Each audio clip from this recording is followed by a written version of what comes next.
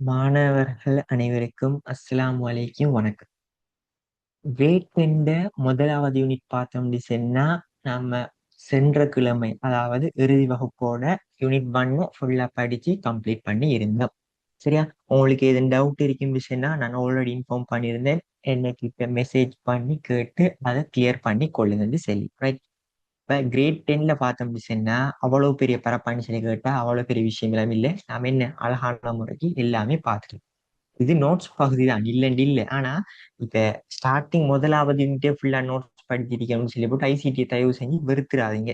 ICT மிகவும் இலகுவான பாடம். அதுலயும் இப்ப நீங்க படிச்ச இந்த முதலாவது யூனிட் இருக்குதானே, இதுல இருந்து வார பாஸ் பேப்பர்ல இருக்கிற கேள்வி பார்த்தோம்னுச்சுன்னா சின்ன சின்ன கேள்வி தான், சிம்பிளான கேள்வி தான். சரியா? அந்த அடிப்படையில தான் நான் உங்களுக்கு பார்த்தோம்னுச்சுன்னா நான் என்ன ஒரு கொஸ்டின் பேப்பர் ஒன்று அனுப்பியிருந்தேன், நீங்க செஞ்சிருப்பீங்கன்னு நான் நம்புறேன். ரைட். எனக்கு இப்ப உடனடியா நீங்க எல்லாரும் ஒரு மெசேஜ் ஒன்று தாங்க. நான் குரூப்ல போட்ட பேப்பரை பிரிண்ட் பண்ணி செஞ்ச ஆட்கள் யாரும் இருந்தீங்கன்னு சொன்னா எல்லாரும் செஞ்சிருப்பீங்கன்னு நான் நம்புறேன். செஞ்சியோ செய்யலையோ அது ரெண்டாவது விஷயம். செஞ்ச நான் பேப்பரை பிரிண்ட் எடுத்துச்சுன்னா பிரிண்ட் எடுத்துட்டும், இல்லைன்னு சார் நான் பிரிண்ட் எடுக்கல செய்யலைன்னு செய்யலண்டும் தயவு செஞ்சு அந்த மெசேஜ் ஒன்று போடுங்க. உங்கள்ட்ட அந்த பேப்பர் இல்லைன்னு சொன்னா இந்த வாட்ஸ்அப் நம்பருக்கு மெசேஜ் போட்டு அந்த பேப்பரை எடுத்துக்கொள்ளுங்க. 074 66 34 84 நம்பருக்கு யூனிட் 1 பேப்பர்னு சொல்லி நீங்க மெசேஜ் போட்டீங்கன்னு சொன்னா நான் உங்களுக்கு அந்த பேப்பரை ஷேர் பண்ணுவேன். ஓகே.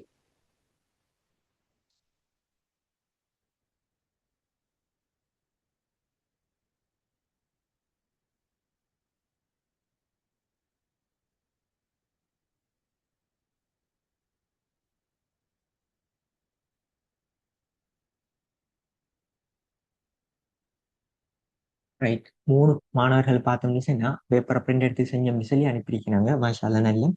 இப்ப இப்ப இப்ப பேப்பர் போட்டதெல்லாம் பார்த்தோம்னு சொன்னா எந்த தேவைக்கு இல்லை. சரியா? நீங்க படிக்கணுங்கிற இதுக்கு நான் போட்டிருக்கேன். நீங்க படிக்கணும், நம்ம என்ன செஞ்சிக்கோம், ஐசிடியை புதுசா படிக்கும், அப்ப என்ன செய்யணும், கிளியரா படிச்சு போகணுங்கிற ஒரு நோக்கத்துக்காக வேண்டிதான் உண்மையா யூனிட் 1 முடி அடுத்த யூனிட்டை படிப்பிக்க தொடங்கிட்டு போய்க்கலாம். அது நான் செய்யல. ஏன்? இப்ப யூனிட் 1 செஞ்சீங்கன்னா இது இந்த மாதிரி கேள்வி வரும்னு சொல்லி நமக்கு ஒரு ஐடியா ஒன்று வேணும். அப்ப என்னண்டே தெரியாம சும்மா தியரி மட்டும் படிக்க போட்டாங்களா போறங்கிறதுல எந்த வேலையும் இல்லை. உங்களுக்கும் தெரியுமே, எனக்கு தெரியும். அதுக்கு வேண்டி தான் அந்த பேப்பரை போடுது. சரியா? ஓகே. இப்ப நம்ம அந்த கேள்வியை பேப்பரை பார்ப்போம். ரைட். ஓகே. ரைட். இதுதான் பேப்பர். ஆஹ் நல்ல முறையில நான் கேள்வி எடுத்திருக்கேன். சரியா? 7 வரைக்கும். ஆனா இவ்வளவுதானா இந்த யூனிட்ல இருந்து கேள்வி எடுக்கலாம்னு சொல்லி கேட்டா இல்லை. கேள்வி எடுக்கிறதுக்கு இன்னும் ஏகப்பட்டது இருக்கு. அவ்வளவு கேள்வியுமே ஒரே தரத்துல படிப்பிச்சுன்னா உங்களுக்கு அது கஷ்டமா போயிடுமே. இப்ப இதுக்குள்ள இருக்கிற கேள்விகள் டைப்பை பார்க்கிற நேரமும் அதுக்கு ஆன்சர் அளிக்கிறத பொறுத்தும் இன்னும் இன்னும் இப்படி இப்படியான கேள்விகள் வரலாம்ங்கிறது நீங்க உங்களுக்குள்ளேயே விளங்கி கொள்ளுவீங்க. இன்ஷால்லா போக போக நீங்க டெவலப் ஆயிருவீங்க. இப்ப நம்ம கிரேட் 10ல இருக்கோம். ரைட். ஓகே.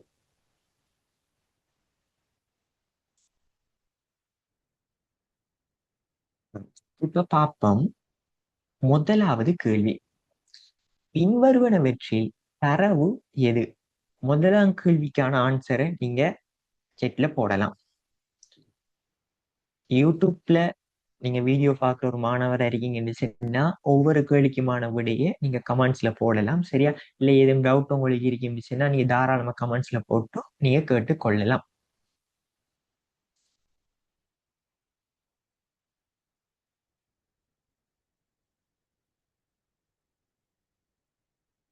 ரைட். முதலாவது கேள்விக்கான விடை மூன்றாவது. எப்படின்னு சொல்லி பார்ப்போம். இப்ப உங்க எல்லாருக்குமே சொல்லி தெரியும் தரவுண்டா என்னங்கிற விஷயம். சரியா?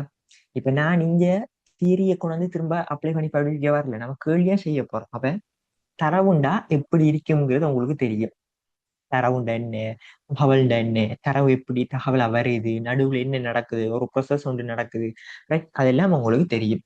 அப்ப இந்த தரப்பட்ட விடைகள்ல நம்ம பார்த்தோம்னா முதலாவது கடந்த ஆண்டின் மொத்த விற்பனை. இப்ப கடந்த ஆண்டின் மொத்த விற்பனை சொல்லி செல்ற நேரம் உங்க எல்லாருக்குமே தெரியும். இப்ப தரவண்டி சொல்லி செல்றது பார்த்தோம்னா அதுக்குள்ள எந்த முறை வழிப்படுத்தலும், இப்ப அந்த குறிப்பிட்ட ஒரு வரியை நம்ம வாசிக்கிற நேரம் எதுவுமே நம்ம ஒரு தரவுண்டி செல்றது எப்படி இருந்துச்சுன்னா எந்த அர்த்தத்தையுமே அது தர மாட்டான். அதை வாசிச்சோம்னு சொன்னா எதுவுமே நம்மளுக்கு விளங்காம இருக்கிறது நம்ம தரவுண்டி சொல்லி செல்லுவோம். ஆனா கடந்த ஆண்டின் மொத்த விற்பனையில பார்த்தோம்னு சொன்னா மொத்த விற்பனை என்கிற இதுக்குள்ள ஒரு ப்ரொசஸ் ஒன்று நடந்திருக்கு. சரியா? ஒரு ப்ரொசஸ் நடந்து இப்ப ஒரு மொத்தத்தை கணிக்கிறேன்னு சொல்லிச்சுன்னா எல்லாத்தையுமே என்ன செய்யற கூட்டுற. அப்ப இந்த ஆண்டில் நடந்த எல்லா விற்பனையும் அவங்க கூட்டியிருக்காங்க. அப்ப விளங்கணும் இங்க கூட்டல் நடந்திருக்கு. அடுத்து மாணவி ஐசிடியில் தேர்ச்சி பெற்றாள். அப்ப இங்க இவ தேர்ச்சி பெற்றாவா இல்லையாங்கிறதுக்கு ஒரு ஒரு முறை வழிப்படுத்தல் நடந்திருக்கு. எப்படி? இப்ப எக்ஸாம்பிளுக்கு சொல்லுவோமே, இப்ப ஐசிடி மார்க்ஸ் பாஸ் மார்க்ஸ் 35 தான். அதாவது 35க்கு கீழே இருந்தா ஃபெயில், 35க்கு மேல எடுத்தா பாஸ் வச்சுக்குவோம்.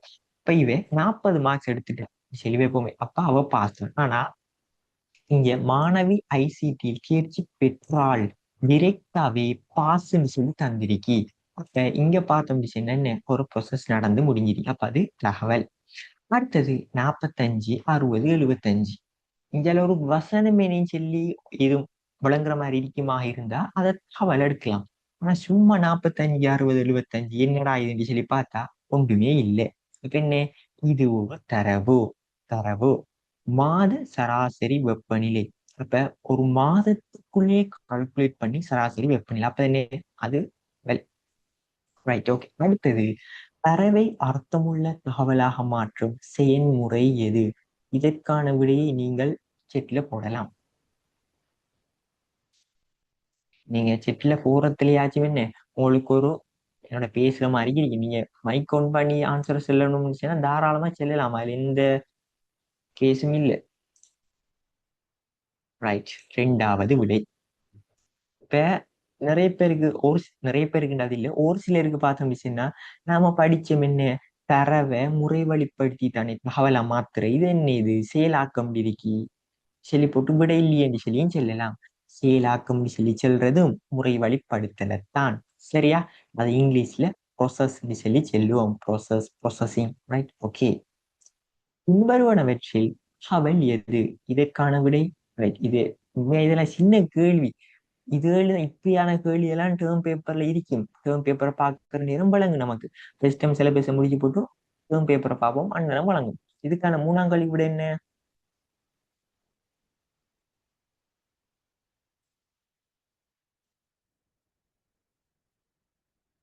ரைட். கடந்த வார மொத்த விற்பனை. யாருக்குமே டவுட் இருக்குன்னா தாராளமா நீங்க செட்ல அந்த கேள்வியை கேட்டு போடுங்க. இன்ஷால்லா நான் எதிர்பார்க்கிறேன், விரைவில் ஒயிட் போர்ட்ல படிப்பிக்கிற மாதிரிக்கு எதிர்பார்க்கிறேன். இன்ஷால்லா பார்ப்போம். கையோண்டு நிறைய பேர் கேட்டிருந்தாங்க ஒயிட் போர்டுக்கு முன்னுக்கு சார் கிளாஸ் வைங்க, அது நல்ல இன்ட்ரெஸ்டா போகும்னு சொல்லி.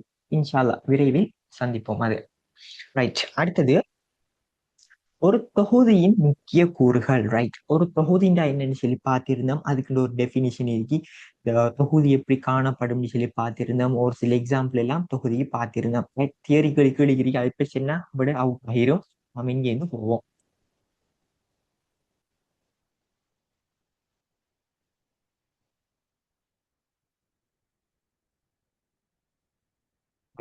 ஒரு தொகுதியில முக்கியமான கூறுகள் பார்த்தோம்னு சொன்னா உள்ளீடும் செயலாக்கம் இல்லாட்டி முறை வழிப்படுத்தல் வெளியீடு தான். இன்னைக்கு போன கிழமை ஒரு மாணவிய ஒரு மாணவர் கேட்டு இருந்துச்சு. நினைவகம் இல்லாட்டி தேக்கம்ங்கிறது இதுல ஒரு கூறான்னு சொல்லி கேட்டா அப்படின்ற ஒன்று இல்லை. ஆனா ஒரு விஷயத்த வழங்கணும். அது ஏன் அப்படி சொல்றாங்கன்னு சொன்னா ஒரு நாலாவது ஒரு கூரை. இப்ப ஒரு இப்ப ஏதாச்சும் ஒரு விஷயம் வெளியிடப்படுதுன்னு அதை ஸ்டோரேஜ், அதாவது என்ன, ஒரு கொள்ளளவுல சேமிக்கணும் தானே. அந்த சேமிக்கிறதுக்கு தான் தேக்கம் தேவைப்படும் சொல்லி போட்டு அதிகமான இடங்கள்ல அந்த தேக்கத்தையும் படிப்பிக்கிறாங்க. ஆனா இது மூணுமே போதும் தொகுதியின் கூறுக்கு. ரைட். அடுத்தது பின்வருவனவற்றில் பண்பறி தகவல் எது? ரைட். பண்பறி தகவல்டா என்னன்னு சொல்லி டெபினிஷன் தந்து அதுக்கான உதாரணங்களை நாம் படிப்பிச்சு எல்லாம் கிளியரா நம்மள நோட்ஸ்லயே இருக்கு, அழகான முறையில் இருக்கு. அஞ்சாவதுக்கு விடை என்ன?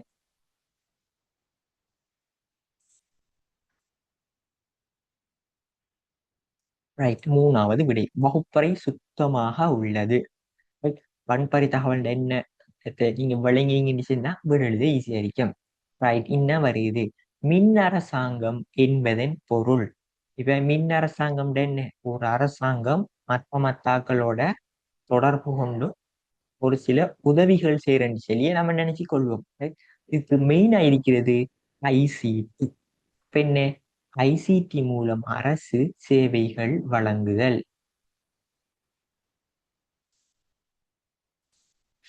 அடுத்தது எம்ஆர்ஐ மற்றும் சிடி ஸ்கேன் இயந்திரங்கள் பெரும்பாலும் பயன்படுத்தப்படும் துறை என்ன? இல்லை, நான் ஒருத்தர் போல ஒன்று பார்த்திருக்கேன் போல வழங்குது. எல்லாத்துக்கும் ஆன்சர் மூணு மூணு மூணை கொடுத்து வச்சிருக்கேன்.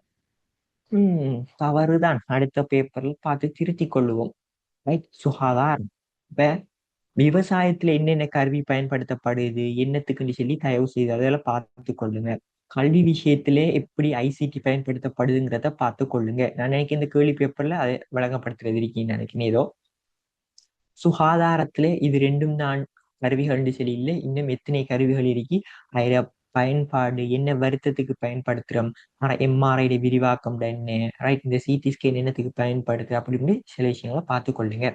போக்குவரத்து துறையில ஐசிடி எந்த வகையில பயன்படுத்தப்படுது, எந்த வகை தாக்கம் செலுத்துங்கிறத பார்த்து கொள்ளுங்க. நீங்க பாக்குறதுக்கு எதுவும் இல்லை, நம்ம அழகா கிளாஸ்ல படிக்கிறீங்க, சும்மா இடைக்கிடைக்கு ஞாபகப்படுத்தினீங்கன்னு சொன்னா ஒரு குறிப்பிட்ட டைம்ல அதுவா ஒட்டுவா ஆகும் பிரைனுக்கு. Right, okay. கணினியின் தந்தை என அழைக்கப்படுபவர் யார்? இதற்கான விடை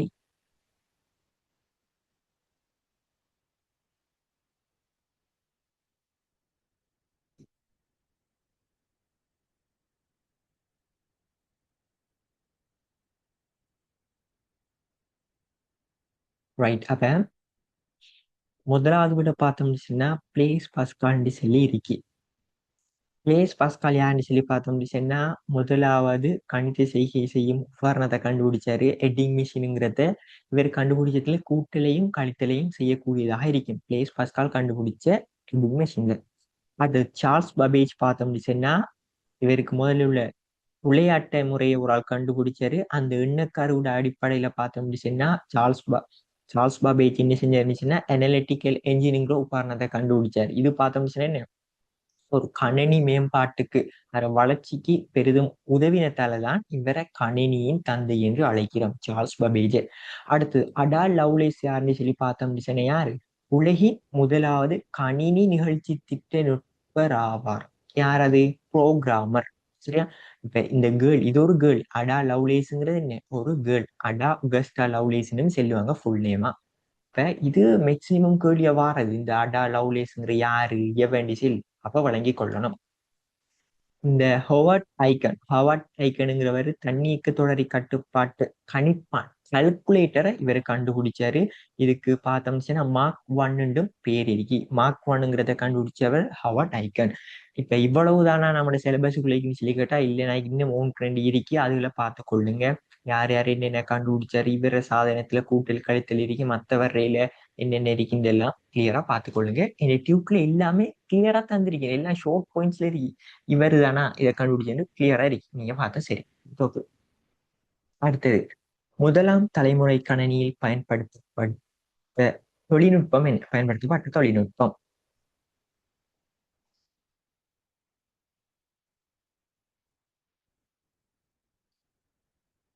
முதலாம் தலைமுறை ஆக ஃபெஸ்ட்டை தான் நான் கேட்டிருக்கேன்.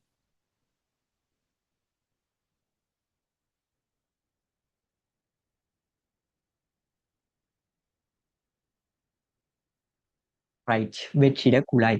டிரான்சிஸ்டர் பார்த்தோம்னு சொன்னா எத்தனை? டிரான்சிஸ்டர் எத்தனைன்னு சொல்லி சொல்லுங்க ஆகும். டிரான்சிஸ்டர் எத்தனையாம் தலைமுறை கணினியில் பயன்படுத்தப்பட்டது? இந்த கேள்விக்கு மட்டும் டிரெக்டா விடுச்சுன்னா இது இல்லையே. இப்ப முதலாம் தலைமுறை கணினிக்கு ஓகே வெற்றிட குழாய்ச்சுன்னா டிரான்சிஸ்டர் 2ஆம் தலைமுறை. ஒருங்கிணைந்த சுற்று ஐசி எங்க? ஐசி ஒருங்கிணைந்த சுற்று எங்கு பயன்படுத்தப்பட்டது? ரைட், 3ஆம் தலைமுறை கணினில. மைக்ரோ ப்ரொசஸர் பார்த்தோம்னுச்சுன்னா 4ஆம் தலைமுறை கணினில. 5ஆம் தலைமுறை பார்த்தோம்னுச்சுன்னா நம்முடைய ஏஐ தொழில்நுட்பம். அடுத்த கேள்வி அதான், செயற்கை நுண்ணறிவு ஏஐ பயன்படுத்தப்பட்ட தொழில்நுட்பம் 5ஆம் தலைமுறை. எனக்கு ஒரு விஷயம் சொல்லுங்க, நம்ம பயன்படுத்துற கணினி எல்லாம் இருக்கிற தலைமுறை என்ன தலைமுறை? ரைட், 4ஆம் தலைமுறை. 4ஆம் தலைமுறை. ஓகே. அப்ப 10ஆம் கேள்விக்கு பார்த்தோம்னா அது 5ஆம் தலைமுறை, அது தெரியும். ரைட், இப்ப இதுக்கு வருவோம். இப்ப தரவு என்றால் என்ன? அதுக்கு ஒரு உதாரணம்.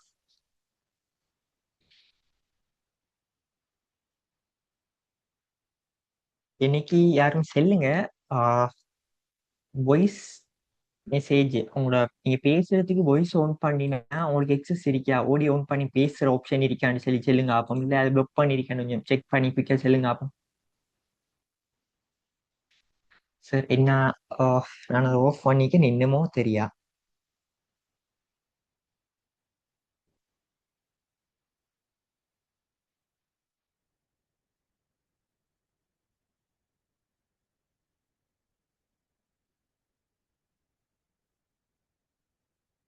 குயிக்கா செல்லுமா.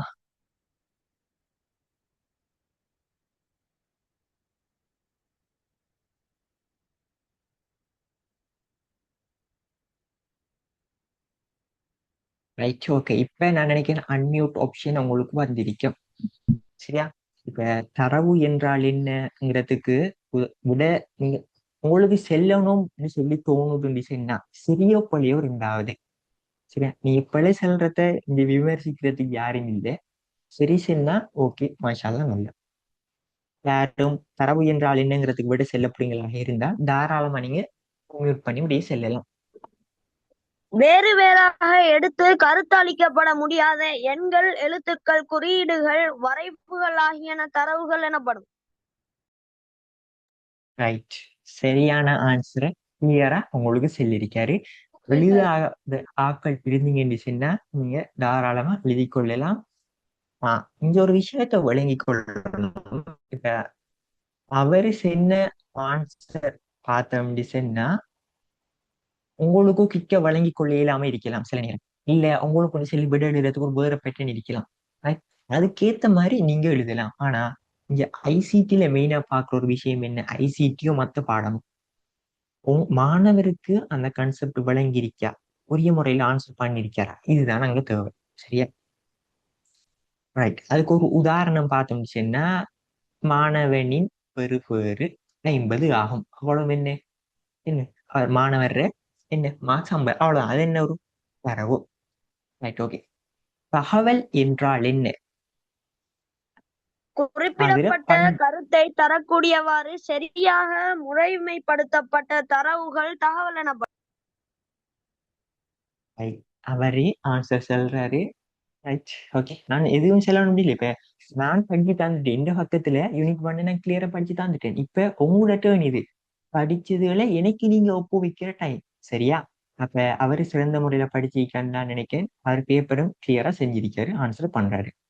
இப்ப அவன்கிட்ட உங்களுக்கு என்னன்னு சொல்லி தெரியும். நம்மளுக்கிட்ட தரவுண்டு ஒரு விஷயம் இருக்கு. அந்த தரவை ஒரு முறைவழிப்படுத்தித்தான் நம்ம தகவலா பெற்றுக்கொள்வோம். இது என்னத்துக்கு நாம் இதை முறைவழிப்படுத்துறோம்னு சொல்லி பார்த்தோம்னு சொன்னா நமக்கு என்ன, அதுல இருந்து ஏதாச்சும் ஒரு விஷயத்தை நம்ம வழங்கி கொள்றதுக்கு ஒரு தகவலை பெறணும். அந்த தகவல்ல இருந்து ஒரு சில விஷயங்களை பெற்றுக்கொள்றதுக்கு தான் அந்த தரவை தகவலை மாத்திரம். இப்ப தகவலுக்குன்னு சொல்லி பண்புகள் காணப்படுது. அதை யாரும் செல்றாக்கள் இருந்தீங்கன்னு சொன்னா செல்லலாம். தகவலின் பண்பு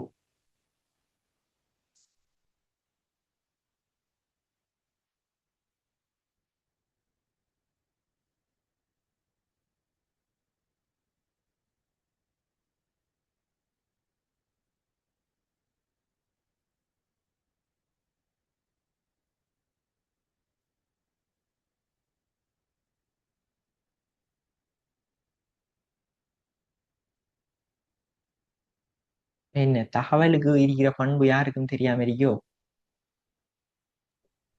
அர்த்தமுள்ளதாக இருத்தல், நம்பகமானதாக இருத்தல். ரைட், இந்த நம்ம இங்க பார்த்தோம் சொன்னா தகவல்டா என்னன்னு சொல்லி பார்த்திருந்தோம். இதுக்கு பிறவோ என்ன பண்பறை தகவல்னு சொல்லியும் ஒரு விஷயம் இருக்கு. அதையும் கிளியரா பார்த்து கொள்ளுங்க. பண்பறை தகவலை கொண்டும் ஒரு சில பண்புகள் காணப்படுது. பரீட்சையில அதுவும் கேட்பாங்க.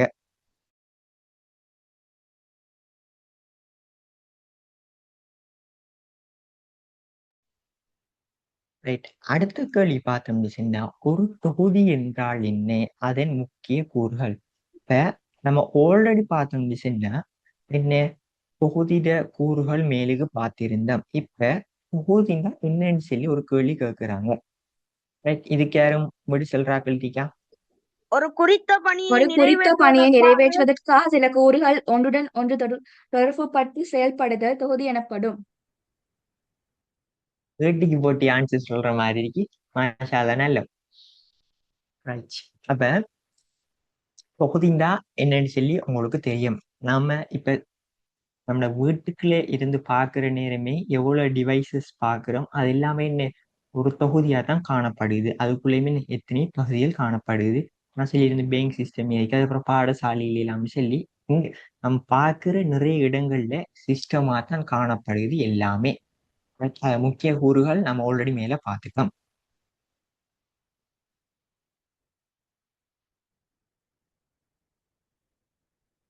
அடுத்த கேள்வி பார்த்தோம்னு சொன்னா, பண்பறை தகவல் என்றால் என்ன?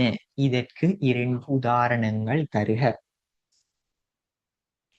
எண்களாக அளவிட முடியாமல் ஒரு பொருள் அல்லது நபரின் இயல்பு மற்றும் தன்மையை விளக்கும் தகவலே பண்பறி தகவல் எனப்படும். இதற்கு 2 உதாரணம்: மாணவரின் நடத்தை நல்லது, தயாரிப்பின் தரம் உயர்ந்தது. Right, okay. இப்ப நான் படிச்சு தந்தது மாதிரியே எழுதிருக்கி, சாரி, ஆன்சர் பண்ணிருக்கி, அந்த உதாரணமே சொல்லியிருக்கி. ஆனா கேள்வி பேப்பர்ல பார்த்தோம்னு சொன்னா, நான் நோட்ஸ்ல தந்த மாதிரித்தான கேள்வி விட வரும்னு சொல்லி பார்த்தா, சில நேரம் ஒவ்வொரு ஆசிரியர் அந்த மொழிநடை பிரயோகங்களுக்கு ஏற்ற மாதிரி அந்த வசனங்கள் சில நேரம் மாறுபடும்.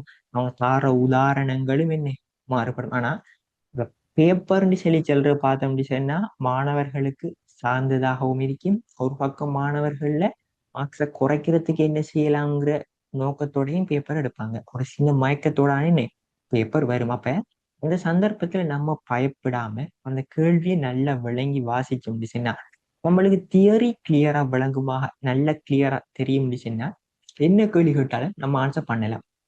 சரியா? ஓகே. அடுத்தது ஐசிடி பயன்படும் 4 துறைகள். அது எதுவும் செல்ல வேண்டிய அவசியம் இல்லை. யாரும் வேணா ஆன்சர், அது உங்களுக்கே தெரியும். ஏன் என்ன துறை எழுதினாலும் அங்க ஐசிடி பயன்படுத்தப்படுது. நம்மளோட சிலபஸ்ல எல்லா துறையும் பார்த்திருக்கோம். அங்க என்னென்ன கருவிகள் பயன்படுத்தப்படுது, எப்படி பயன்படுத்தப்படுது, எல்லா விஷயம் பார்த்திருந்தேன். Right, okay. அடுத்த கேள்விக்கு என்னடா இது கேள்வி இருக்கு விடையும் இருக்கு, என்ன செஞ்சிக்காரு சார்னு சொல்லி யோசிச்சிருக்கீங்க. Right, okay. மின்னரசாங்கம் என்றால் என்ன? அதன் வகைகள் ஒவ்வொன்றையும் விளக்குகன்னு சொல்லி போட்டிருக்கேன். விளக்குகன்னு சொன்னா பந்தி எழுதணும் இல்லை, நீங்க போயிச்சா நேரடி எழுதினாலும் அது ஷேப் ஓகே தான். ரைட், ஏன் இந்த கேள்வி எழுதிச்சுன்னா மாணவர்கள் வழங்கியிருக்கேன்னு சொல்லி. ரைட், மின்னரசாங்கம்டா என்னங்கிறது உங்களுக்கு தெரியும். சரியா? மின்னரசாங்கம் என்னன்னு சொல்லி நம்ம பார்த்தோம்னு சொன்னா, நீங்க எழுதாத மாணவர்கள் இந்த வலது பக்கம் அந்த ஒயிட் ஸ்பேஸ் இருக்குதானே, நான் கேர்சரை வைக்கிறேன் அந்த இடத்துல பார்த்தோம்னு சொன்னா, இன்னைக்கு தானே இவ்விடத்தை நீங்க எழுதி கொள்ளுங்க எழுதாத மாணவர்கள். ஐசிடியை பயன்படுத்தி அரசு பார்த்தோம்னு சொன்னா, பொதுமக்கள், நிர்வாகங்கள் மற்றும் பணியாளர்களுக்கு சேவை வழங்கும் முறையை தான் மின் அரசாங்கம் சொல்லி சொல்லுவோம். அதுலதான் இந்த 4 வகையான வகையும் காணப்படுது. G2C, G2G, G2B, G2E. சரியா? உங்களுக்கு ஏன் நான் இதை கிளியரா தந்திருக்கேன்னு சொன்னா, இந்த நோட்ஸை விட இந்த பேப்பர்ல பார்த்தோம்னா எல்லா விஷயத்தையும் உங்களுக்கு டீப்பா தந்திருக்கேன். ஏன் கேள்வி வந்தா விடை அளிக்கிற மாதிரி. இப்ப நீங்க இதை எழுதிட்டு மெனக்கட தேவையில்லைங்கிறதுக்காக வேண்டித்தான் இதை நான் கிளியராகவே தந்திருக்கேன். ரைட், அதை நீங்களே வழங்கி கொள்ளலாம். வாசிச்சா தெரியும் என்னென்ன இதுல என்னடா இது சார் இடைக்கிடைக்க கார்ட்டூன் இது அப்படி இப்படி எல்லாம் போட்டிக்காரன்னு சொல்லி யோசிச்சுட்டுவீங்க. அப்படி ஒரு இன்ட்ரெஸ்ட் கொண்டு வரணும், அப்படி படிக்கணுங்கிறதுக்காக வேண்டி தான் சில பேப்பர்கள்ல நல்ல ஃபன்னாலாம் வரும். 1-2 வெவ்வேறு பிக்சர்ஸ் போட்டேன் கார்ட்டூன்ல. மாறா நீங்க சின்ன பிள்ளையாயிருவீங்கன்னு போட்டு அதெல்லாம் ரிமூவ் பண்ணிட்டேன். கடைசி பேஜ்ல நான் வேற ஒன்று போட்டேன், ரிமூவ் பண்ணிட்டேன். Right, okay. இனி வரும் பேப்பர்ஸ்ல நீங்க நிறைய பேப்பர்ஸ் நீங்க சந்திப்போம் அதுகளில். Right, okay. அப்ப எல்லாம் இங்க கிளியரா இருக்கி. G2 எம்ப்ளாய்க்கு என்ன மாதிரி சேவைகளை வழங்குங்கிற இதுகள் இருக்கு. ஆனா சில கேள்வி பேப்பர்ல பார்த்தோம் அப்படின்னா, இப்ப வியாபாரங்களை பதிவு செய்தலுங்கிறது மின்னரசாங்கத்திலே எந்த வகைக்குள்ள வருன்னு சொல்லி கேட்டு G2B, G2E மரண G2C எல்லாம் தந்தா அது G2B பிசினஸுக்குள்ளாம் வருது, வணிகத்துக்குள்ளாம் வருதுங்கிறது நமக்கு தெரியணும். அதுக்காக வேண்டித்தான் இப்படி பாயிண்ட்ஸாவே தந்திருக்கேன். ஏன்னா கேள்வி பேப்பர் அப்படித்தான் வரும் நமக்கு. Okay, right. அடுத்தது இது பார்த்தோம்னுச்சுன்னா நம்ம புக்ல இல்ல, பட் ஏதோ ஒரு சந்தர்ப்பத்துல விடை அளிக்க சொல்லிட்டாண்டுச்சுன்னா நமக்கு தெரிஞ்சிருக்கணும். நார்மலா தெரிஞ்சிருக்கணுங்கிறதுக்காக வேண்டிதான் இந்த கேள்வி நானே தந்து இதுக்கு விடையும் தந்திருக்கேன். மத்த சார் மாதிரிலாம் எந்த அளவு கொடுக்கல, நான் தந்திருக்கேன். ஏன் மரா இப்படி ஒரு கேள்வி வந்துட்டு சார் நீங்க படிப்புக்கு தரலன்னு சொல்லிட போடாது. அதாலதான் இந்த கேள்வி நேரத்திலே தந்துட்டேன். சரி, மின் அரசாங்கம் நாட்டின் வளர்ச்சிக்கு எவ்வாறு உதவுகிறது என்பதை விளக்குக. இப்ப இந்த மின் அரசாங்கம்ங்கிற விஷயம் என்னன்னு சொல்லி பார்த்தோம்னு சொன்னா இது அரசாங்கம் தான். சரியா? இது என்ன? இது அரசாங்கம். உங்களுக்கு தெரியும் நம்ம நாட்டுற அரசாங்கம் என்னன்னு சொல்லி. இந்த அரசாங்கம் பார்த்தோம்னு சொன்னா இந்த ஐசிடிய பயன்படுத்தி, தகவல் தொடர்பாடல் தொழில்நுட்பத்தை பயன்படுத்தி மத்தாக்களுக்கு உதவு செய்யறதை தான் மின் அரசாங்கம் சொல்லி சொல்றோம். இப்படி செய்யறதால நாட்டுக்கு என்ன வளர்ச்சி அடையுதுங்கிறத பத்தின ஒரு விஷயம் தான் இது. முதலாவது, சேவை வேகம் அதிகரிப்பு. அரசு சேவைகளை ஆன்லைன்ல வழங்குறதால சான்றிதழ்கள் பெறுதல், விண்ணப்பங்கள் சமர்ப்பித்தல், வரி செலுத்துதல் போன்ற பணிகள் விரைவாக நடைபெறுகின்றன. இதனால் நேரமும் செலவும் சேமிக்கப்படுகிறது. இப்ப பார்ப்போம். இதுக்கு நானே உண்மையா ஒரு எக்ஸாம்பிள் சொல்றேனே. சரியா? எனக்கு இப்ப ஒரு 4 நாளைக்கு முதல் இந்த ஏ லெவல் ரிசல்ட் ஷீட்டை ஒரிஜினல் ஷீட் தேவைப்பட்டுட்டு, இப்ப ரிசல்ட் ஷீட் வேணும்னு சொன்னா என்ன செய்யணும்? நம்ம எஜுகேஷன் டிபார்ட்மெண்ட் கிட்ட ரைட் அப்ளை பண்ணணும். சரியா? இப்ப ஒன்று நேரடியா போய் என்ன செய்யலாம்? உடனே காசை கட்டி எடுக்கலாம். உடனே காசை கட்டினா அவன் படியே தந்துடுவான். இப்ப நான் என்ன எந்த ஊர்ல இருந்து கிளம்புக்கு போறதுக்கு பார்த்தோம்னா 8 மணித்தியால் நான் எங்க இருக்கேன் சொன்னா அம்பாறையில, அதாவது கிழக்கு மாகாணத்துல அம்பாறையில கல்முனைங்கிற பிரதேசத்துல வசிக்கிறேன். அப்ப இங்க இருந்து நான் கிளம்புக்கு போறதுக்கு பார்த்தோம்னு சொன்னா 8 மணித்தியாலத்துக்கிட்ட டைம் வேணும். அப்ப நான் 8 மணித்தியாலம் மெனக்கெட்டு போய் பஸ்ஸுக்கு காசு செலவழிச்சு போய் அங்க அந்த ரிசல்ட் சீட் எல்லாம் எடுத்துக்கிட்டு திரும்ப நான் எவ்வளவு அதுக்குண்டு சொல்லி திரும்ப 8 மணித்தியாலம் டைம் ஸ்பெண்ட் பண்ணி பஸ்ஸுக்கு 2வது நேரம் திரும்ப வாரத்துக்கு காசு கட்டி ஊருக்கு வந்து சேரணும். கிட்டத்தட்ட 1 நேரம் 2 நாள் முழுசா வேஸ்டா போகுது ஒரு ரிசல்ட் சீட் எடுக்கிறதுக்கு. ஆனா இப்ப அதை நான் அப்படி செய்யாம எப்படி எடுத்துச்சுன்னு ஆன்லைன்ல பார்த்தோம்னுச்சுன்னா அப்ளை பண்ணி எடுக்கலாம். நம்ம நேரடியே போய் கட்டுற காசு ஆன்லைன்ல நம்மளோட டீட்டெயில்ஸை கொடுத்து காசை கட்டினோம்னுச்சுன்னா இன்னைக்கு 2 நாளா 2 நாளையால வீட்டு போஸ்ட்ல வந்துட்டு உங்களுக்கு நான் புக் போஸ்ட் பண்ற மாதிரி தான். நான் உங்களுக்கு புக் போஸ்ட் பண்ணினா இப்ப நான் இன்னைக்கு போஸ்ட் பண்றேன்னு சொன்னா நாளைக்கு உங்களுக்கு பிரதேசத்துக்கு வரும். அடுத்த ஆண்டுக்குள்ள, அதாவது இன்னைக்கு அனுப்புறேன்னு அடுத்த 2 நாளுக்குள்ள உங்களோட கையில புக் கிடைக்கிற மாதிரி தான் அவங்க ரிசல்ட் ஷீட்டையும் அனுப்பியிருந்தாங்க ஸ்பீட் போஸ்ட்ல. அப்ப இங்க பார்த்தோம்னு சொன்னா எந்த அளவு விரிவாக நடந்திருக்குங்கிறத உங்களால விளங்கிக் கொள்ளக்கூடியதாக இருக்கும். இது போலதான் எல்லாமே. இப்ப யூனிவர்சிட்டி நீங்க இப்ப ஓ லெவல் பாஸ் பண்ணி ஏ லெவல் பாஸ் பண்ணி யூனிவர்சிட்டிக்கு அப்ளை பண்ணினா எல்லாருமே யூனிவர்சிட்டியோட ஃபார்ம் அப்ளை பண்ணதுக்கு நேரடியாக கொண்டு கொடுக்குறேன்னு எவ்வளவு கஷ்டம். அப்ப எல்லாமே ஆன்லைன்ல அப்ளை பண்றோம். எவ்வளவு சிம்பிளாவே நடக்குது. வரி செலுத்துறது, டெக்ஸ் பே பண்றது எல்லாம் நாட்டுல இருக்கிறதுல நான் நினைக்க ஒரு சும்மா சொல்றேன் ஒரு 20% ஆக்கள் எல்லாருமே டெக்ஸ் கட்டணும்னு எத்தனை பேர் அது எல்லாருமே டெக்ஸ் கட்டுறதுக்கு ஆஃபீஸ் அடிய போனா கேஸ் பாரமாயிரும். யாரு கட்டின யாரு கட்டல எல்லாம் குழம்பி போய் சிஸ்டமே கிராஷ் ஆகி அவ்வளவு பேருக்கு மெனக்கெட்டு நிக்கணுமே. ரைட், அதான் விஷயம். அடுத்தது, வெளிப்படைத்தன்மை அதிகரிப்பு. அரசு தகவல்கள் இணையத்தில் பொதுமக்களுக்கு கிடைப்பதால் ஊழல் குறைகிறது. அரசின் செயல்பாடுகள் வெளிப்படையாக இருக்கும். இப்ப பார்த்தோம்னு சொன்னா இப்ப அரசாங்கம் என்னென்ன செய்யுது, எவ்வளவு எவ்வளவு செலவு செஞ்சுக்குங்கிற நிறைய விஷயங்களை நம்ம வெப்சைட் அது இதுல நியூஸ்ல எல்லாம் பார்க்கும். அதால என்ன வெளிப்படைத்தன்மை அதிகரிப்புங்கிறத நம்ம வழங்கிக் கொள்ளலாம். பொதுமக்களுக்கு எளிதான அணுகல். நாட்டின் எந்த இடத்திலிருந்தும் அரசு சேவைகளை பெற முடியும். கிராமப்புற மக்களும் எளிதாக சேவைகளை அணுக முடியும். ஏன்? இந்த மெயின் விஷயம் என்ன? இந்த ஐசிடி அதுக்குள்ள நம்ம இருக்கிறதால, இந்த ஐசிடி அவங்க பயன்படுத்தி எல்லா வேலைகளையும் செய்யறதால எங்க இருந்தும் இதை நம்ம என்ன செய்யலாம்? கொள்ளலாம். ஓகே. பொருளாதார வளர்ச்சி. வணிக நிர்வாகங்கள் அரசுடன் ஆன்லைன் முறையில் உரிமங்கள், வரிப்பதிவு போன்ற சேவைகளை பெறுவதால் தொழில் வளர்ச்சி ஏற்படுகிறது. முதலீடுகள் அதிகரிக்கின்றன. இந்த முதலீடுகள் பார்த்தோம்னு சொன்னா மெயினா பார்த்தோம்னு சொன்னா ஸ்டாக் மார்க்கெட்ன்ற ஒரு விஷயம் இருக்கு, அதுகளும் இதுக்குள்ள வரும். அடுத்தது ரெஜிஸ்டர் பண்ற விஷயங்கள் தான் இதுக்குள்ள வருது. அரசு துறை செயல்திறன் மேம்பாடு. அரசு துறைகள் ஒன்றுடன் ஒன்று வேகமாக தகவல் பரிமாற்றம் செய்வதால் நிர்வாகம் சீராக நடைபெறுகிறது. இதுக்கு எப்படி எக்ஸாம்பிள் சொல்றேன்னு சொல்லி குயிக்கா இன்னைக்கு விளங்கல்ல. இப்படி வருமே. எப்படி எப்படி எப்படி என்ன சொல்ற. சரி, இதுக்கு ரிசல்ட்ஸ் ரிலீஸ் பண்றத பத்தியும் சொல்லலாம். வேணாம், இது நார்மலா பார்க்க போனா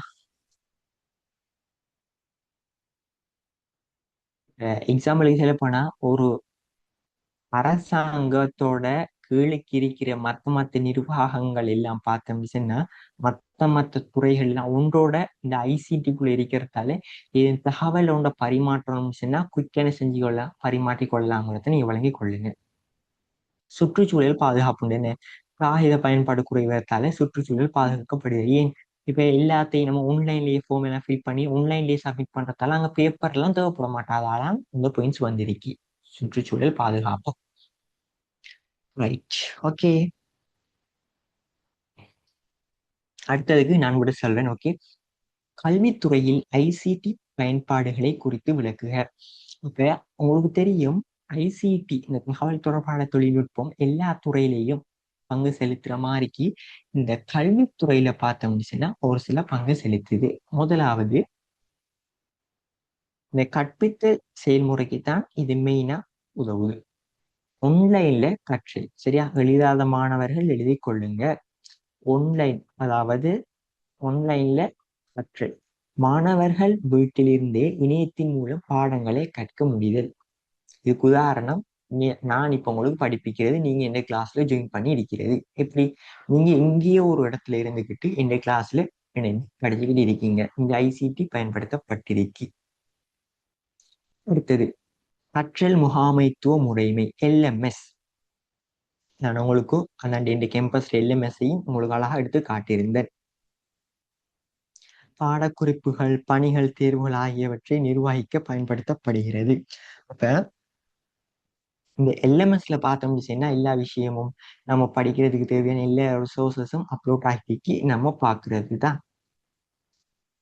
அடுத்தது டிஜிட்டல் பாட பொருட்கள், அதாவது என்ன இ புக்ஸ், பிடிஎஃப், பிரசன்டேஷன் போன்றவை மூலம் படங்கள் எல்லாம் தெளிவாக புரியுற மாதிரி படிக்கிறது. ஆன்லைன் எக்ஸாம்ஸ் நடக்குது, என்ன உடனடியா நம்ம எக்ஸாம் செஞ்சு போட்டு என்ன செய்வோம், ரிசல்ட்ஸை உடனடியா பெற்றுக்கொள்வோம். ரைட், இன்ஷால்லா உங்களுக்கும் ஆன்லைன்ல நான் எக்ஸாம் வைக்கிற மாதிரி காலப்போக்கில் செய்வேன். நீங்க எக்ஸாமை எழுதி அதாவது எம்சிக்யூ கேள்வி ஆன்சர் டைப் பண்ற மாதிரி சம்திங் நீங்க ஆன்சரை சப்மிட் பண்ண உடனே உங்களுக்கு ஆன்சர் மார்க்ஸ் வார மாதிரி கிடைக்கும் இந்த எக்ஸாம். ரைட், அடுத்தது அடா லவ்லேஸ். நான் ஆல்ரெடி சொல்லியிருந்தேன் அடா ஃபர்ஸ்டா லவ்லேஸ்ங்கிற யாருன்னு சொல்லி. இப்ப அவர முக்கியத்துவம் கேட்டிருக்கு. நம்ம யார் எழுதாதாக்கள் இதுக்கு எழுதி கொள்ளுங்க. என்னன்னு சொன்னா இவ யாருன்னு சொல்லி பார்த்தோம்னு சொன்னா உலகின் முதல் கணனி நிரல் ஆவார். அப்ப நீங்க எழுதணும் அடா லவ்லேஸ் உலகின் முதல் கணினி நிரலாளர் ஆவார். என்ன கணினி நிரலாளர் ஆவார். சார்ல்ஸ் பெபேஜ் உருவாக்கிய அனலிட்டிக்கல் என்ஜினிற்கு முதல் கணினி நிரலை உருவாக்கினவர் இவர்தான். சரியா, அப்ப எப்படி எழுதணும், சார்ல்ஸ் பபேஜால் உருவாக்கப்பட்ட அனலிட்டிக்கல் என்ஜினிற்கு கணினி நிரலை உருவாக்கியவர் இவர் ஆவார். கணினி நிரலை ப்ரோக்ராம். நீங்க போக போக என்ன ப்ரோக்ராம்னு சொல்றது, இப்ப சாஃப்ட்வேர் இன்ஜினியர்னு சொல்லி சொல்றது, அவர் என்ன ப்ரோக்ராமர்னு சொல்லுவாங்க. நம்ம கோடிங் அடிக்கிறதால அதே போலதான் இந்த ஃபர்ஸ்ட் பெஸ்டா கோடிங் அடிச்சது இந்த அடா ஆகஸ்டா லவ்லிஸ். அந்த கோடிங் அடிச்சு என்னடா செய்யறேன்னு சொல்லி கேட்டா வெப்சைட் உருவாக்கலாம், ஆப்ஸ் கிரியேட் பண்ணலாம். உலகில் இருக்கிற எல்லா ஆப்ஸும் நிறைய எத்தனை வகையான கோடிங் அதில் பயன்படுத்தி செஞ்சிருக்கு. Right, okay. அடுத்தது இரண்டாம் தலைமுறை மற்றும் மூன்றாம் தலைமுறைக்கு இடையிலான வேறுபாடுகளை ஒப்பிடுக. கொஞ்ச நேரம் வெயிட் பண்ணுங்க, வாங்க பரியுது.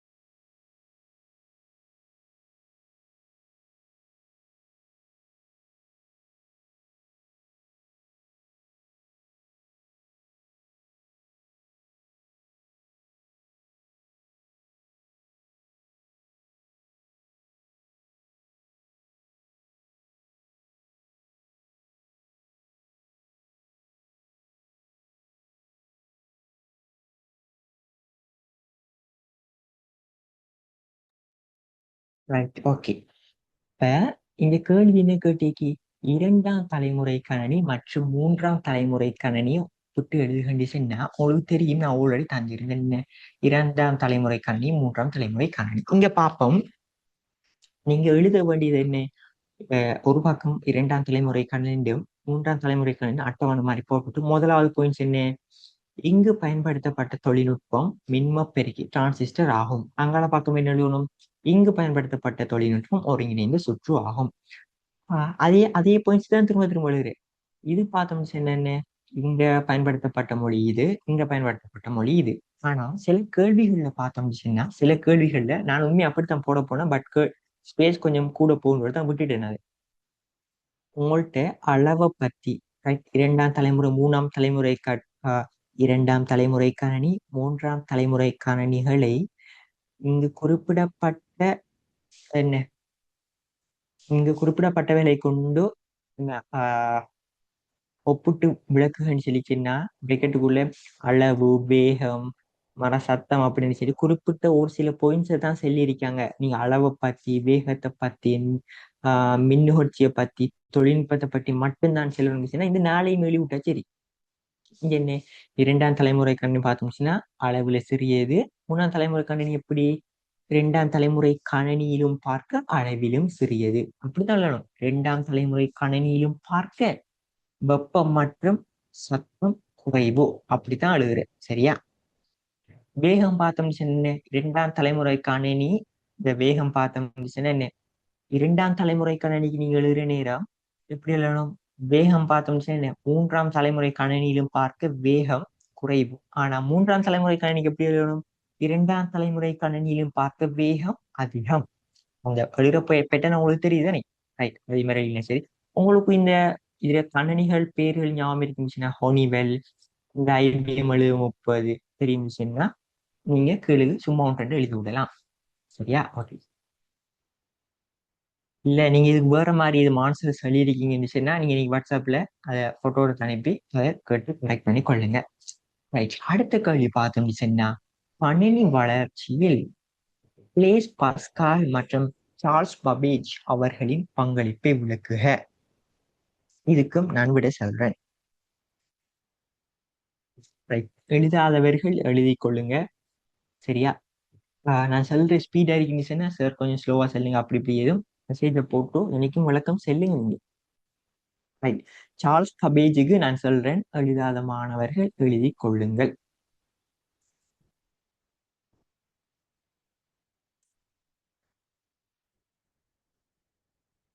சார்ல்ஸ்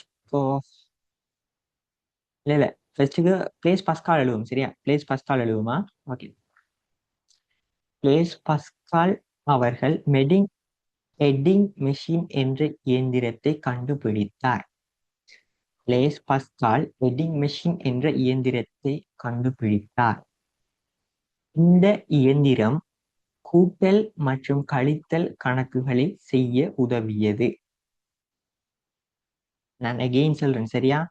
பிளேஸ் பஸ்கால் எட்டிங் மெஷின் என்ற இயந்திரத்தை கண்டுபிடித்தார்.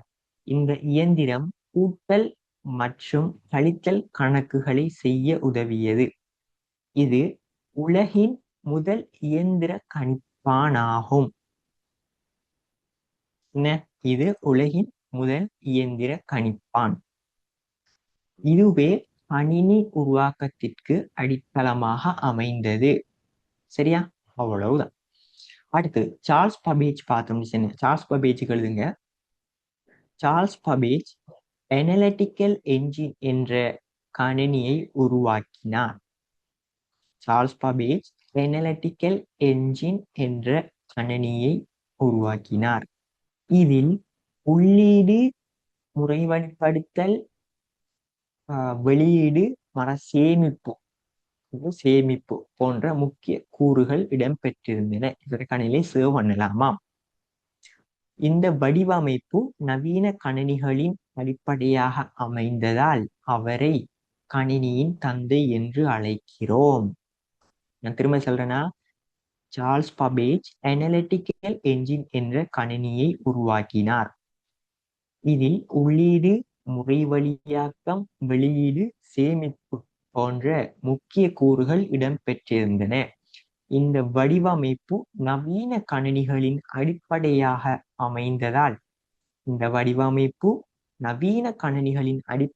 அமைந்ததால் அவரை கணினியின் தந்தை என்று அழைக்கிறோம். கணினியின் தந்தை யாருன்னு சொல்லி எப்ப கேட்டாலும் மறந்துட போலாம். ஒரே ஒரு ஆள் தான் இருக்கிறார், அவரு சார்ல்ஸ் பபேஜ். ரைட். அடுத்தது 5ஆம் தலைமுறை கணினியின் சிறப்பம்சம். இதுக்கு விடலி நாக்கள் சொல்லுங்க ஆப்போம். குயிக்கா போய் சொல்லுங்க ஆப்போம்.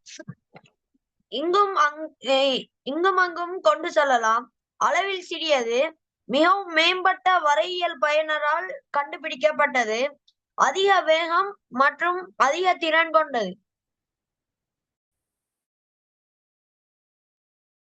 நம்பகத்தன்மை அதிகரிக்கும்.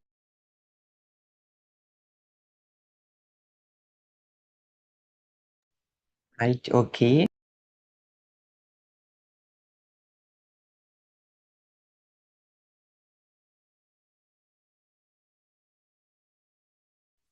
ரைட்.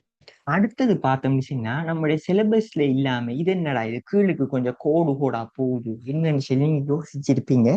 இது நம்ம படிக்க வேண்டிய விஷயம் தான். இந்த பாடத்துக்குள்ள சில கேள்வி பேப்பர்ல இது இருக்கு. ஓகே, இப்போ முதலாவது பார்த்தோம்னா இந்த கர்சர் வழங்கும் ரெட் கலர் மார்க் பண்ணிக்க.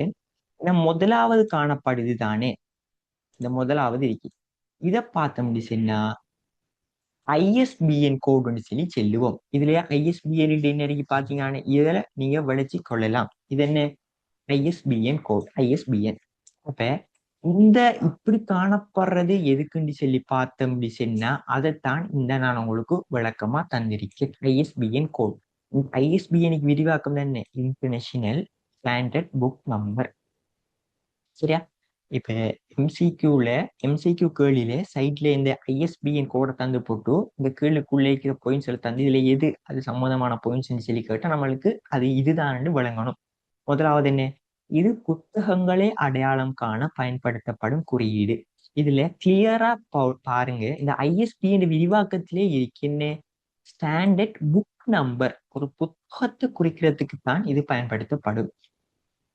இப்ப நீங்க எந்த புக் இல்லாம இப்ப இன்ஷால்லா நீங்க புக் வாங்கினீங்கன்னா எந்த புக்ல இந்த நம்பர் சிரிக்க மாட்டேன். ஏன்னா அது ஒபிஷியலா ரிலீஸ் பண்ணல. அதாவது என்ன, ஒரு எப்படி சொல்ற, ஒரு புக் ரிலீஸ் பண்ற இடத்துல போய் ஒபிஷியலா ரிலீஸ் பண்ணிருந்தேன் அதுக்கு ISBN நம்பர்லாம் கிளியரா இருக்கும். இப்ப எக்ஸாம்பிளுக்கு உங்களுக்கு ஸ்கூலால கவர்மெண்ட் அந்த புக்ல பின்னுக்கு பாருங்க, இல்லாட்டி நீங்க கடையில வேறு புக் வாங்கி இருந்தீங்கன்னா பின்னுக்கு பாருங்க, இந்த ISBN நம்பர் இருக்கும். அந்த கோடை ஸ்கேன் பண்ணி பாத்தீங்கன்னா அந்த புத்தகம் சம்பந்தமான நீங்க தகவல்களை பெற்றுக்கொள்ளக்கூடியதாக இருக்கும். ஒவ்வொரு புத்தகத்திற்கும் தனித்துவமான எண் வழங்கப்படும். புத்தகத்தின் பதிப்பு, வெளியீட்டாளர், மொழி போன்ற தகவல்கள் இதில் குறிக்கப்பட்டிருக்குமாம். நூலகங்கள் மற்றும் புத்தக விற்பனை நிலையங்களில் அதிகமாக பயன்படுத்தப்படுகிறது. இப்ப ஏன் இது லைப்ரரியில புக் ஷாப்ல எல்லாம் பயன்படுத்தப்படுது? இதை ஸ்கேன் பண்ணின உடனே இந்த புக் ஸ்டாக் எத்தனை நம்மளோட கடையில இருக்கி இதுல டீட்டெயில்ஸ் எல்லாம் எடுக்கக்கூடியதாக இருக்கும். அதுக்குத்தான். அடுத்தது 2வதா இருக்கு இன்னொரு கோடு. இன்னொன்றும் பார்த்தோம்னா அதுவும் கருப்பு கருத்தை நீட்டு கோடா தான் இருக்கு, நேர்கோடா காணப்படுது. அது என்னன்னு சொல்லி பார்ப்போம். என்ன இருக்கிற இது என்னன்னு சொல்லி பார்த்தோம்னா பார் கோடா.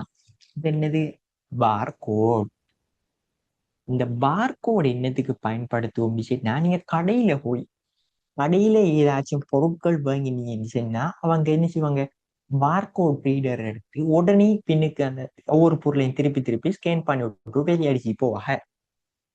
இப்ப உங்களுக்கு தெரியும் இப்ப பார்கோட் எப்படி இருக்குன்னு சொல்லி தெரியும் தானே. அப்படியான கருவிகளை கொண்டு இது எல்லாத்தையும் ஸ்கேன் பண்றேன். உங்களோட போன்லயும் என்ன கேமரால ஸ்கேன் பண்ணி இந்த இதுகளுக்கு யூஸ் பண்ணி கொள்ளலாம். சரியா? இல்லாட்டி போன்லயும் ஸ்கேன் பண்றதுக்கு ஸ்கேனர் இருக்கு. இப்ப இது என்ன பார்கோட்? பொருட்களை அடையாளம் காண பயன்படுத்தப்படும் கோடுகளால் ஆன குறியீடு. பொருளின் விலை, பேர், குறியீட்டு எண் போன்ற அவைகளை கணினியில் பதிவு செய்ய பயன்படுத்தப்படுகிறது. வழங்கினா சரி, இதெல்லாம் சின்ன பிள்ளைக்கு வழங்கப்படுத்துற மாதிரி வழங்கப்படுத்துறேன். நீங்க கடையில பொருட்கள் வாங்க போற பிள்ளைகள் உங்களுக்கு தெரியும் இது என்னத்துக்குன்னு சொல்லி. சூப்பர் மார்க்கெட், கடைகள், அது என்ன கிடங்கு நிர்வாகம் போன்ற இடங்களில் அதிகமாக பயன்படுத்தப்படுகிறது. அது என்ன, இப்ப கடைகள்ல அதிகம் பயன்படுத்தப்படுங்கிறதுதான் சொல்லப்படுது ஆபீஸர்ல. ஸ்கேனர் மூலம் வேகமாக வாசிக்க முடியும். அது ஸ்கேனரா, அது ஒரு ஸ்கேன் பண்ற கருவி தான், ஒரு ஸ்கேன் பண்றது. ஆனா அதை ஸ்கேனர்னு நம்ம செல்ல மாட்டோம். அது என்ன சார் கருவிங்கிறத கிடங்கு நிர்வாகம் என்ன சார்? வெயிட், நான் சொல்றேன், வெயிட் வெயிட். அப்ப இங்க பார்த்தோம்னு சொன்னா அது ஸ்கேனர் எப்படி இருக்கும்னு சொல்லி உங்களுக்கு தெரியும். சரியா? அந்த ஸ்கேனர் ஊடாகத்தான் நம்ம அதை ஸ்கேன் பண்ணி எடுத்துக்கொள்ளுவோம். வெயிட், உங்களுக்கு நான் காட்டுறேன்.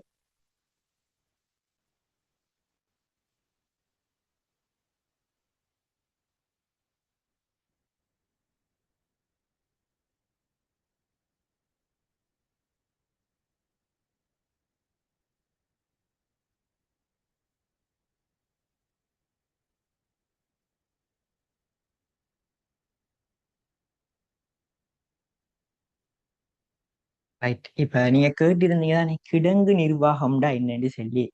இப்ப எப்படி, இப்ப பார்சல் எல்லாம் இந்த கொரியர் போற இடங்கள் இருக்குதானே. உதாரணம் பார்த்தோம்னு சொன்னா ஃபரீடின் ஒன்று இருக்கி, அடுத்தது பார்த்தோம்னு சொன்னா வேற. ரைட், உங்களுக்கு நான் சொல்றேன்.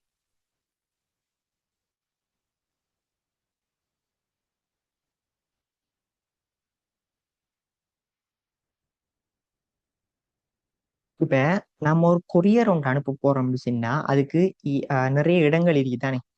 இப்ப ஒரு இடத்துல இருக்கிற பொருட்களை இன்னொரு இடத்துக்கு அனுப்புறதுக்கு பயன்படுத்தப்படுற இடத்தை தான் அந்த இடத்துல பார்த்தோம்னா நிறைய ஐட்டங்கள் காணப்படும். சரியா?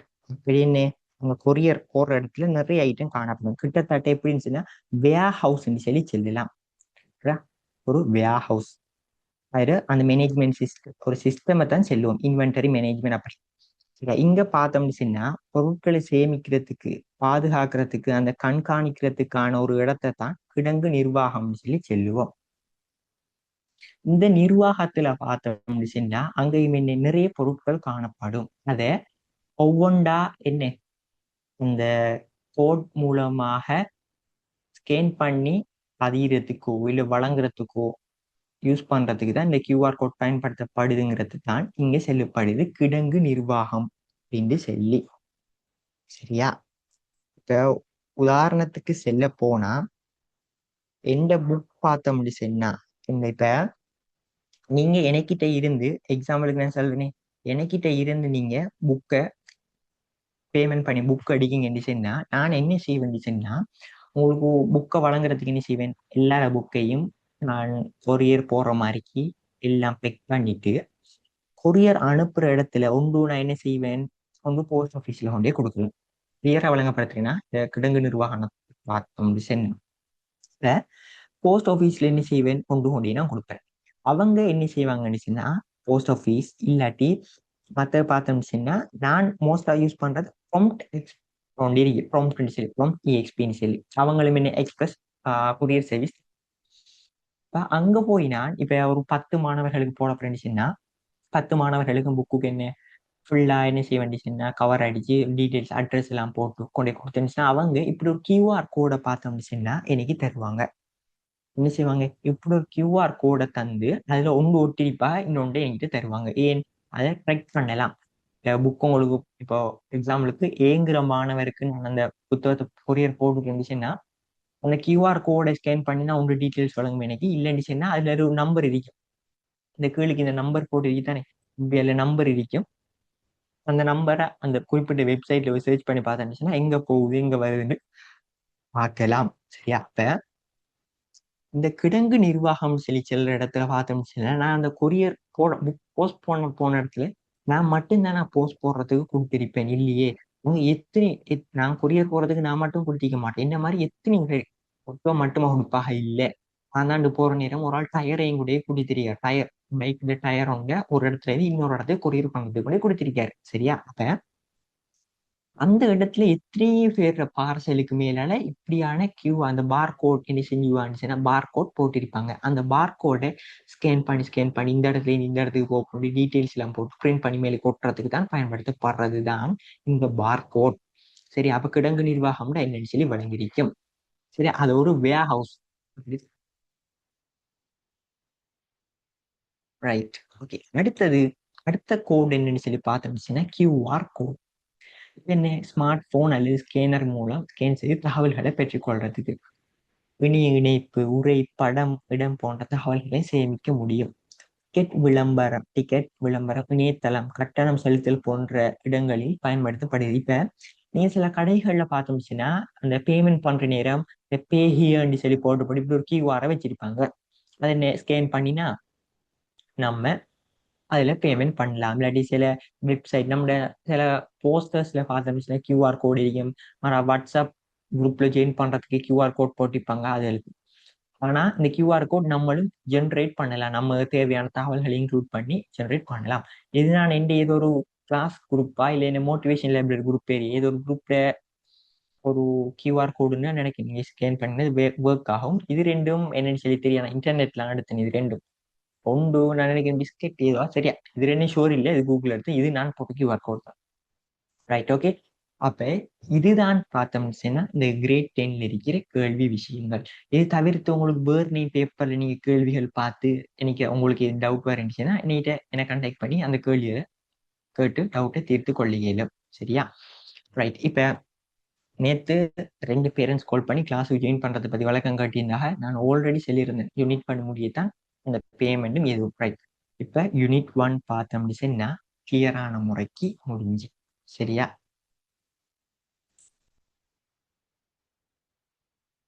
ரைட். ஒரு ஆள் அந்த கியூஆர் கோடு ஸ்கேன் பண்ணி பார்த்திருக்கி எனக்கு வழக்கம் சொல்லியிருக்கேன். இந்த மோட்டிவேஷன் லைப்ரரி குரூப் சொல்லி.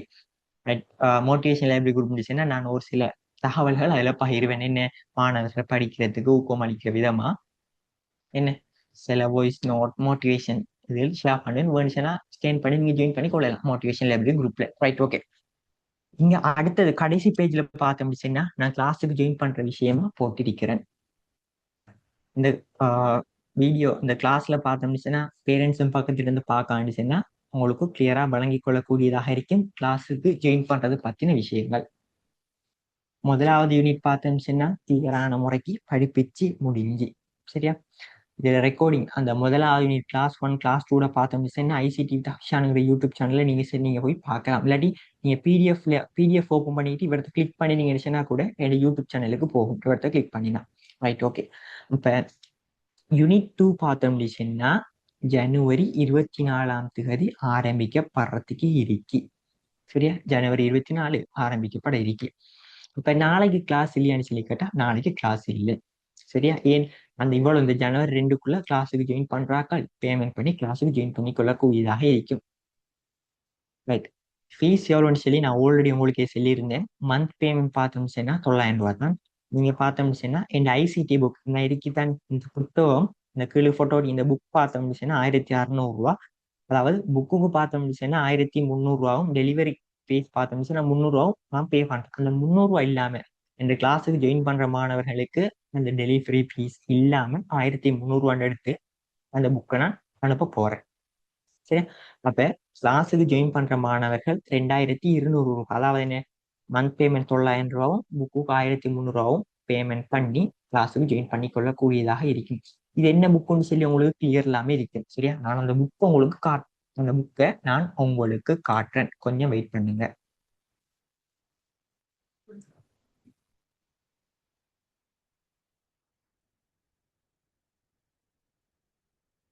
ரைட். நான் நினைக்கிறேன் இப்ப புக் ஷேர் ஆகி இருக்கும்.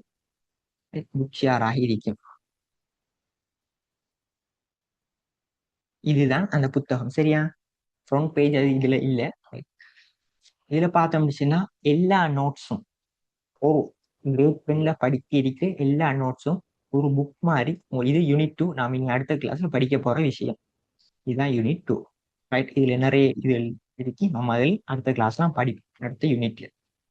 ரைட். அப்ப இந்த புக் பார்த்தோம்னா இந்த புக்குக்கு நீங்க எடுத்துக்கொண்டீங்க, இந்த புக்கை நீங்க வாங்கினீங்கன்னு கிரேட் 10ல நம்ம ஃபுல்லா படிக்கிற எல்லா விஷயமும் இந்த புக்கோடயே இருக்கும். நான் ஒவ்வொரு நோட்ஸ் பிடிஎஃப் அனுப்பி நீங்க பிரிண்ட் பண்ணி எடுத்துக்கிட்டு அதை வச்சுக்கிட்டு எங்க போகுதுன்னு சொல்லி தெரியாது. கிரேட் 11க்கு நம்ம போனோம்னு சொன்னா அந்த சந்தர்ப்பத்துல அது எங்க போகுது, நோட்ஸ் பிடிஎஃப் எங்க கிடக்காதுன்னு சொல்லி எதுவும் தெரியாது. அப்ப இது ஒரு புக்கா இருந்துச்சுன்னு சொன்னா ஃபுல் யூஸ்ஃபுல்லா இருக்குன்னு சொல்லி பார்த்துதான் இது நான் புக்கை செஞ்சிருக்கிறேன். ரைட். அப்ப தேவையான மாணவர்களும் பெற்றுக்கொள்ளக்கூடியதாக இருக்கும். சரியா? அதுதான் புத்தகம். இப்ப உங்களுக்கு புத்தகம் என்னன்னு சொல்லி கிளியரா வழங்கியிருக்கோம். திரும்ப திரும்ப செல்லணும்னு எந்த அவசியமும் இல்லை. ரைட். இப்ப கிளாஸுக்கு ஜாயின் பண்ற மாணவர்கள் பார்த்தோம்னு சொன்னா நான் கிளியரா என் பீப்புள்ஸ் பேங்க் அக்கௌண்ட் டீட்டெயில்ஸ் போட்டிருக்கிறேன். நீங்க என்ன செய்யலாம், 2200 ரூபா கட்டணம் செலுத்தி நீங்க இந்த வாட்ஸ்அப் நம்பருக்கு அனுப்பலாம். என்னது வாட்ஸ்அப் நம்பர் அனுப்புற நேரம் உங்களோட பேரு, கிரேட், ஸ்கூல், உங்களோட ஊர், ஹோம் அட்ரஸ். என்னத்துக்கு அட்ரஸ்? உங்களோட புத்தகத்தை போஸ்ட் பண்ணினு சொன்னா இல்லை எங்கேயோ அனுப்பினு சொன்னா உங்களோட வீட்டுக்கு வந்து சேரணுமே. கிளியரா வீட்டு அட்ரஸ் மென்ஷன் பண்ணுங்க.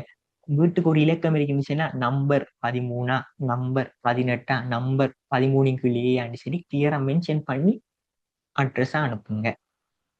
இல்ல இன்னைக்கு இன்னைக்கு உங்களோட கிளாஸுக்கு வர இயலான்னு சொல்லி நீங்க சொல்றீங்கன்னு சொன்னா நீங்க தாராளம் நீங்க இந்த கிளாஸுக்கு கட்டாயம் ஜாயின் பண்ணி படிக்கணும்னு எந்த அவசியமும் இல்லை.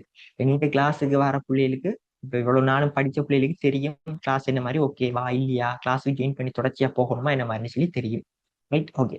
அப்ப கிளாஸுக்கு வராம இல்லை எனக்கு புத்தகம் மட்டும்தான் வேணும், நான் கிளாஸுக்கு வர மாட்டேன், புத்தகம் எடுத்துதான் நானே பார்த்துக்குவேன், நான் வேற கிளாஸுக்கு போகணும்னு சொன்னா நீங்க இதுல பேமெண்ட் பண்ணி இன்னைக்கு அதுக்கு என்ன 1600 ரூபா தான் நீங்க காசு கட்டணும். ஏன் அதுக்கு நீங்க இந்த கிளாஸுக்கு ஜாயின் பண்ணலன்னு சொன்னா நான் மெனக்கிட்ட 300 ரூபா இல்லாம உங்களுக்கு புத்தகம் தரத்துல எனக்கு எந்த யூஸும் இல்லை. இப்ப நீங்க போஸ்ட் ஃபீஸை நீங்க பேமெண்ட் பண்ணணும். மொத்தம் 1600 ரூபா பேமெண்ட் பண்ணி அந்த புக் எடுத்துக்கொள்ளக்கூடியதாக இருக்கும். கிளாஸுக்கு ஜாயின் பண்ற மாணவர்களுக்கு புத்தகம் 1300 ரூபா, கிளாஸ் மந்த் ஃபீஸ் 900 ரூபா. சரியா? அப்ப ஒவ்வொரு மந்த்தும் 900 ரூபா, 8 கிளாஸ் முடிய நீங்க 900 ரூபா பேமெண்ட் பண்ணினா சரி. ஏன் மந்த் 50 கிளாஸ் நடக்கிறது. இது தவிர்த்து நீங்க வேற டவுட் நீங்க கேட்கணுச்சுன்னா இப்ப செட்ல போடலாம். இல்லைன்னு சொன்னா நீங்க யூடியூப்ல வீடியோ பார்த்து ஒரு மாணவர் இருக்கீங்கன்னு சொன்னா கமெண்ட்ஸ்ல போட்டு கிளியர் பண்ணி கொடுங்க. இல்லாட்டி வாட்ஸ்அப் இந்த நம்பரை கான்டாக்ட் பண்ணலாம். 74 266 34 84 இவர்தான் போட்டிருக்கிறேன். ஓகே, இது டவுட் இருந்துச்சுன்னா நீங்க இப்ப கேட்கலாம்.